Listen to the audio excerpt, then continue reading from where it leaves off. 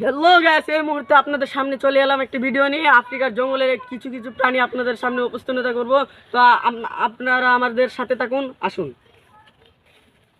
দেখতে তো পাচ্ছেন, খুবই উশৃঙ্খলার মতো একটা জঙ্গল। এত বড় একটা জঙ্গলে এখন খুবই কষ্ট হচ্ছে।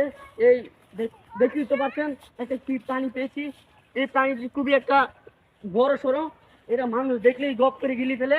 এখন এটার সামনে আমি নিয়ে যাব না, তারপর আমার বিপদ হতে পারে। তো আপনারা সামনে আসেন।